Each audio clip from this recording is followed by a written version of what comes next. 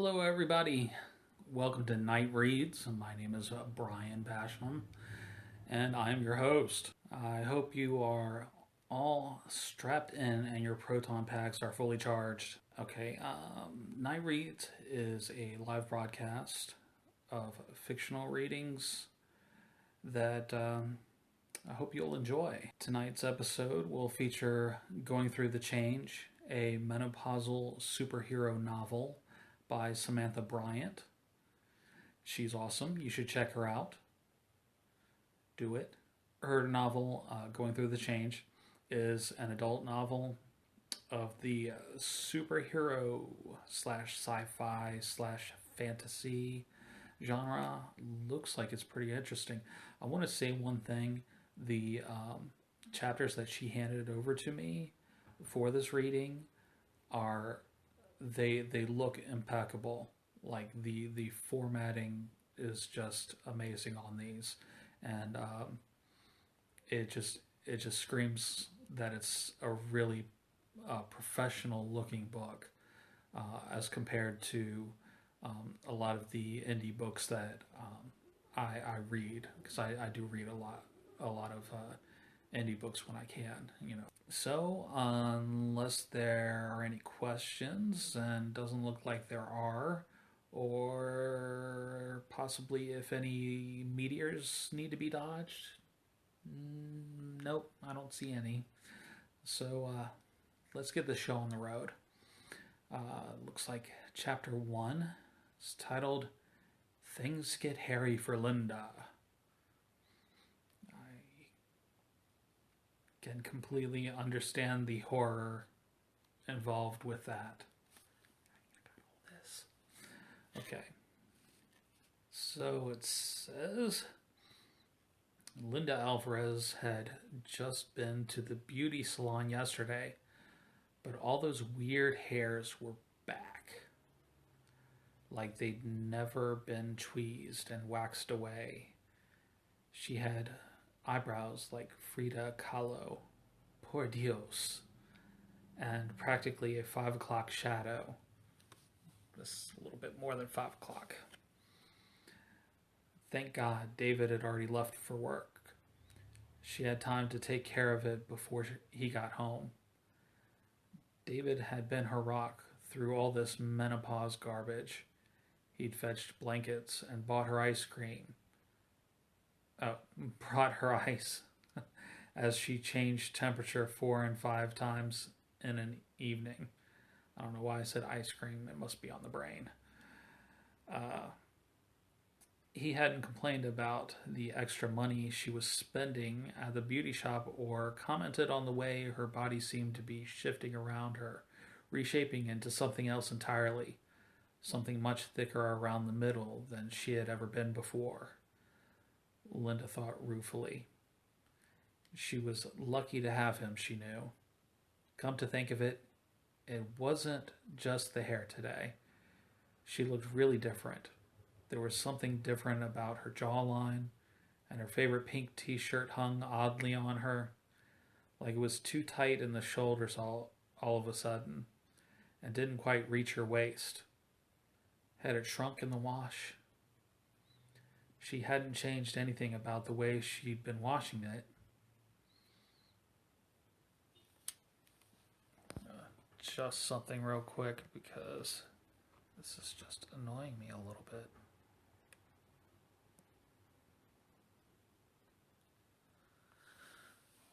Okay, there we go. Much almost not noticeable at all. Okay. She grabbed the new bar of soap she picked up at the farmer's market last weekend. She bought it from the daughter of her old neighbor, Mrs. Liu, had moved into the old house after her mother died. Linda had been meaning to bring her a welcome package of some sort, but Cindy kept strange hours, and Linda had not yet caught her at home.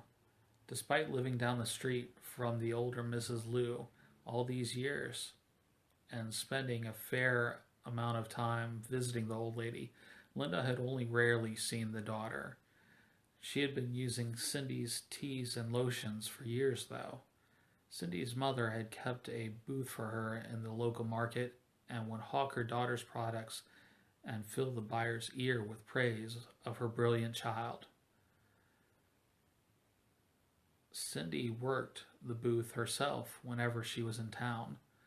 Linda wasn't sure if she liked the younger Mrs. Liu. She had a gruffness to her and didn't seem to understand how to talk to customers.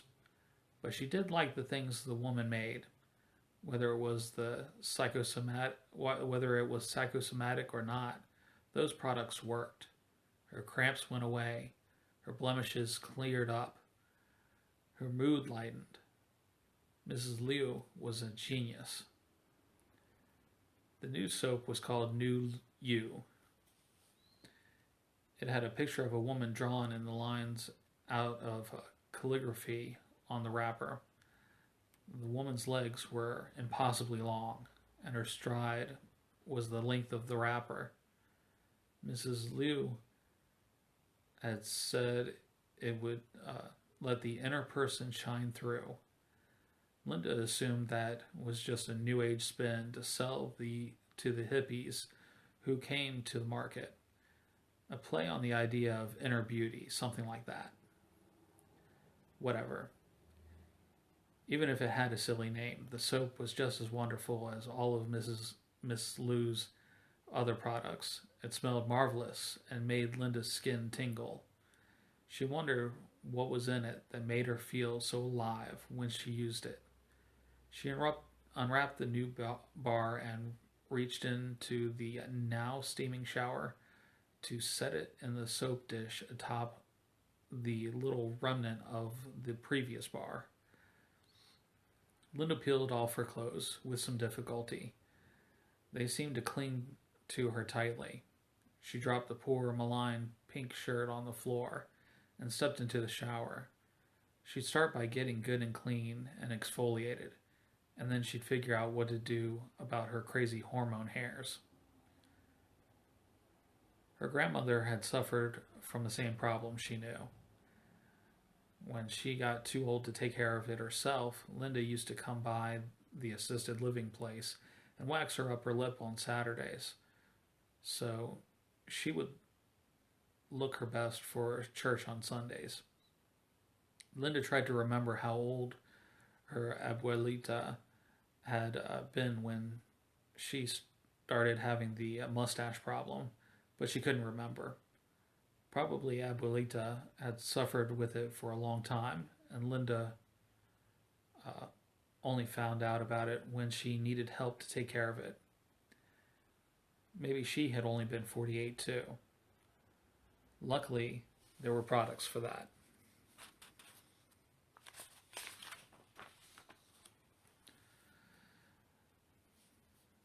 Linda rolled her neck and let the water wash over her, grateful for the warmth and the white noise effect of the water beating against the tiled walls.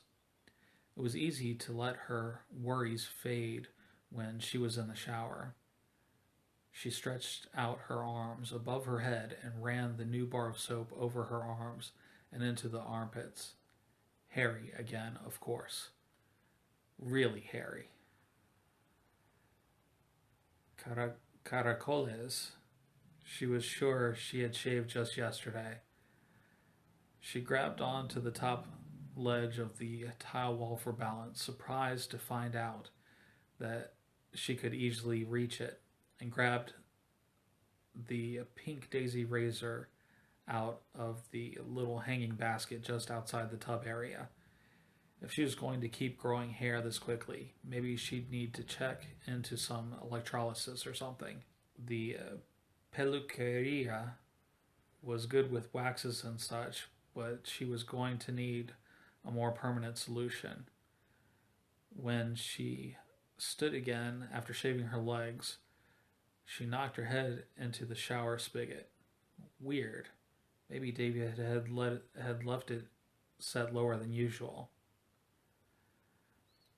A few quick strokes and her pits felt smooth again. Linda rinsed out the razor, grimacing at the amount of dark hair swirling around the drain. Even her feet looked strange to her today, more spread out. She thought that only happened in pregnancy. Or maybe it was time to see the eye doctor. She might have to upgrade from her simple readers to bifocals or something. Turning her back against the warm stream of water, Linda ran the bar across her upper chest and shoulders. It felt so smooth and hard. So did her torso. Maybe her time on the treadmill was paying off. Maybe when she ran her hand up around her breasts, she gasped a little. She'd never been a busty woman, but her breasts seemed to have all but disappeared. Surely this wasn't more cambio de vida. Cambio de vida. She'd never heard of anyone losing her breasts because of menopause. Maybe she should call the doctor and see if she could be seen this afternoon. More tense now, Linda continued her washing. At least the soap felt good and moisturizing. It made nice creamy suds in her hands. There wasn't any jiggle across her belly when she ran her soapy hand across it. Her belly hadn't felt tight like that in a good 15 years, not since the last baby, the one that had come by emergency C-section. Then Linda dipped her hands lower to clean between her legs. Her eyes flew open. Something was definitely not right. It was just like Linda looked down and screamed. There, resting against her thigh, was unmistakably a penis. Chapter 2. Patricia and the 58-year itch. Patricia O'Neill pulled out her cell phone to check the time. She turned it over on the table before it could suck her into the barrage of emails and looming meeting reminders. She ran her hand up the back of her short red hair, wondering vaguely if the new shade was too vibrant for her skin. She had always loved her red hair and wouldn't let a little thing like going gray keep her from it. But she also seemed to be getting paler the older she got, like pigmentation was only for young people. Her stylist seemed to think she could pull it off. Patricia hoped she was right. Cindy was late again. Cindy Liu could never seem to understand that not everyone had endless free time. Ever since she had retired, she had been wholly unreliable. Still, it was going to be nice to see her. Patricia wasn't having an especially good day, and lunch with an old friend might be just the thing to turn the day around. Patricia tucked her phone back into her Louis Vuitton bag and gestured to the waiter for additional coffee. As he poured, the young man complimented her on her hair. "It's good to see an older woman with some style," he said.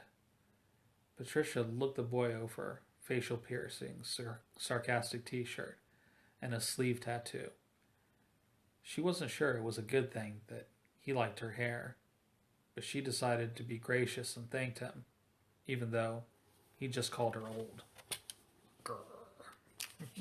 "I think I'll go ahead and order. My friend is obviously late." Setting the pot on the table, the waiter obediently pulled out a small notepad and stood, pencil poised. That was when Cindy finally arrived. "Oh, good. You got some coffee." She slid into the other side of the booth, took Patricia's coffee cup from the middle of the table and began loading it up with sugar. "Can you bring some more cream, please?" She poured the remaining 3 plastic tubs from the bowl into the mug. "And a fresh mug for me," said Patricia. Patricia crossed her arms and glared at her friend, who was still busy doctoring the sugar level in her coffee. She noticed that Cindy had started dyeing her hair as well. The streaks of gray she'd been letting grow were gone. How can you even drink it with all that crap in it? Cindy laughed. Well, I don't actually like coffee. It's just a vehicle for cream and sugar as far as I'm concerned. Patricia shook her head. They have tea, you know. Cindy made a face. They do serve something they call tea. She shuddered, gripping Patricia's hand in mock terror. It comes in bags. Patricia had to laugh at the dramatic show. It's good to see you, Cindy, even if you are late. I'd say my timing was pretty good. You already had a table, coffee, and a menu. Besides, you're the boss, aren't you? Who's going to complain if you are late returning from lunch? One of the privileges of old age, I guess. Old schmolt, speak for yourself, old timer. Just then, the waiter stepped up, serving Patricia her fresh cup of coffee and setting a new bowl of creamers between them. The women quickly made their selections, and he scuttled off. Do you remember the good old days when we used to go to Jerry's late at night and share hot fudge cake? Cindy asked, reaching for another creamer. Good old days, Patricia snorted. You mean when we dug through all the couch cushions in the lounges to find the $2 we needed to buy one? You can keep those kind of good old days. I'll take these days, thank you. She paused, looking thoughtful. Unless, of course, I can have my old metabolism back too. I swear I have to buy new suits every time I miss a workout. Patricia and Cindy had been friends for decades. They met when they drew each other in the freshman lottery for dormitories. They were an unlikely match. Patricia was a field hockey player from Illinois, known as the Amazon for her height, strength, and attitude towards men. Cindy was a 5-foot-tall Chinese-American girl from Springfield, working on her second bachelor's degree. They may have looked odd standing side by side, but Patricia and Cindy understood one another. Patricia hadn't known many people in her life who understood her. She was thrilled that, after all these years, her best friend would be living in the same city she did. Until recently, they'd seen one another only a few times a year. Whenever Cindy came to visit her mother or Patricia could travel to wherever Cindy was. When Cindy inherited her mother's house, she announced that she would build her own laboratory in the basement and move to Springfield. Now that the renovations were finished and the lab was ready, they'd be able to see each other regularly. Tell me about your new lab, Patricia said before picking up her sandwich and taking a big bite. Cindy grinned around the bite of her salad, ignoring the bit of chicken that fell back onto the plate. She rhapsodized for 10 minutes about the various sorts of machines she had purchased. She was especially pleased about the isolation chamber she had purchased from a company in Germany. It gave her complete environmental control, she said, down to the percentages of different gases in the air. Patricia didn't really understand what such a device might be used for, but she understood loving the tools of your trade and was pleased for her friend, who was finally getting to build a dream lab. She wished Cindy could have had it when she was younger and would have had more time to use it. It didn't seem fair to finally grasp your dreams as you were becoming too old to hold them for any length of time. As Cindy continued describing her lab equipment in loving detail, Patricia had the thought her friend sounded like she was in love. She never spoke of other people with the same love and admiration that she spoke of her equipment, not since Michael. Had it really been 30 years since Michael died? Odd that Cindy had never loved anyone else. Not that she was one to talk. Patricia had never married either. Then again, she'd never been even been tempted. She thought men were pleasant enough company, in limited situations. She didn't mind having one to take her places from time to time, or even share her bed for a night or a weekend, but she certainly wasn't interested in letting one into her life. The trade offs were not worth it. The women ate in silence for a few bites, each pondering her own concerns. Patricia squirmed in her seat a little, rubbing her shoulder blades against the cushions of the booth. It didn't really help with the itching that made her feel like she was doing something. It didn't really help with the itching, but it made her feel like she was doing something. Her skin had been a problem for a few months now. She'd been to see her doctor, who said it was a form of eczema and gave her a useless cream to apply, like she hadn't been down the sensitive skin primrose path before. It came with the hair, apparently. That and her temper problem. When she asked about a hormonal component, he had brushed her off, saying her skin condition had nothing to do with menopause. Her estrogen levels were still acceptable, and he didn't feel that they needed to start her on hormone therapy. Was she still taking her calcium supplements? She was looking for another doctor now. Patricia didn't take it well when people tried to brush her off. Unfortunately, it was happening more now that she was nearly 60. Everyone seemed to think she should retire. She'd overheard a conversation at work the other day about whether the old battle axe was ever going to retire or if she'd just die at her desk. Her boss had recently suggested she take some more vacation time. He'd said she should enjoy life at her age. At her age, indeed. Like he was any younger, the pig. What's wrong, Patricia? You're as wiggly as a 6-year-old girl. It's my back. I've got this skin thing going on. She waved her hand dismissively. You should come visit me at my lab. I'm working on a cream that might help you. Patricia accepted the offer immediately. She was dying to see the new setup anyway. I can come tonight. How's 7:30? Chapter 3.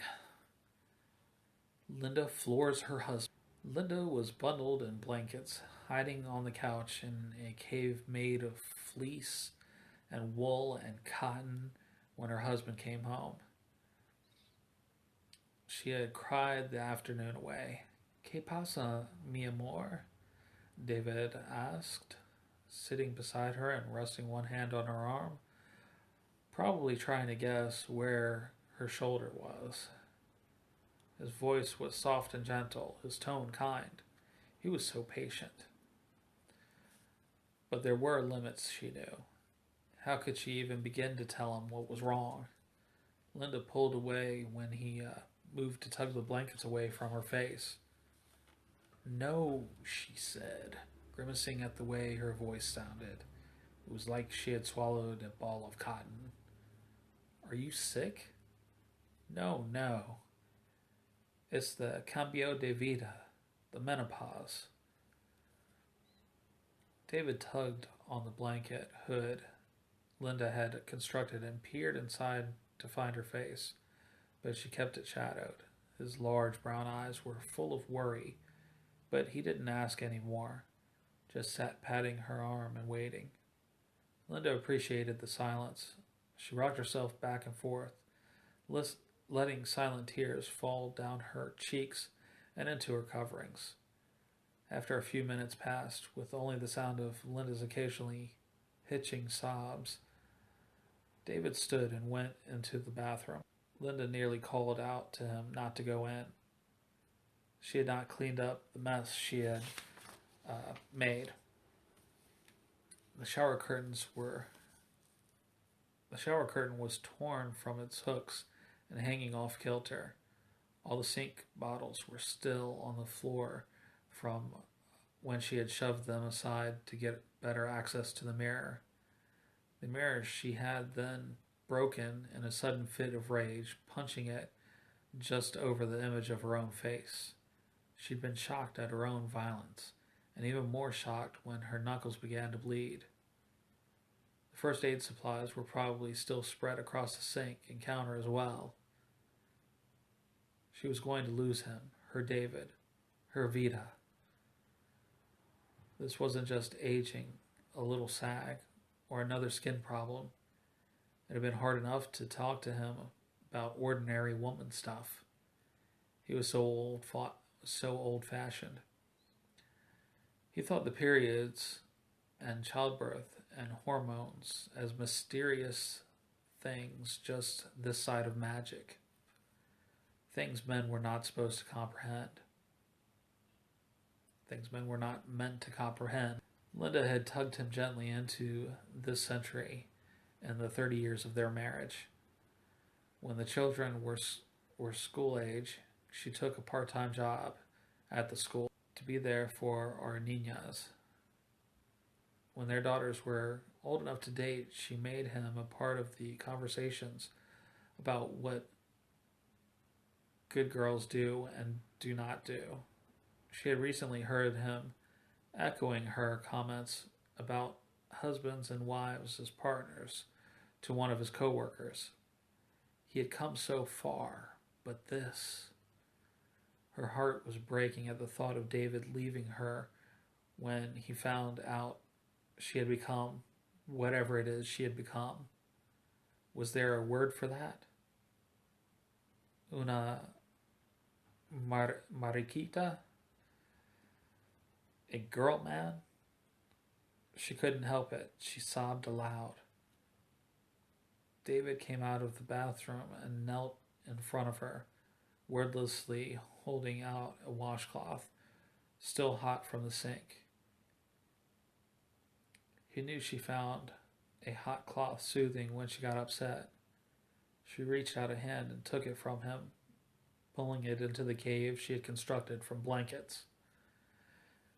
She was nearly naked beneath. She couldn't find any clothing that would fit her. Her body had grown so huge. She was clad in a beach cover-up that now only came up to her hips, and a pair of boxer shorts one of the girls had given David as a joke on Father's Day. They were red with huge white hearts all over them. When she continued to weep, David sat back down beside her and simply pulled her to him. She wrapped her arms around him, turning her face away from his so he couldn't see her whiskers. He rubbed her back with the palm of his hand in a slow circle, cooing soothing sounds and loving words into her ear. Twirling around, Linda suddenly grabbed David, pulled him to her, and kissed him. She knew it might be the last time she would ever get to. David murmured surprise, but soon was kissing her back. For just a moment she felt normal, a wife loving her husband in their home and getting loved back. And then she felt it.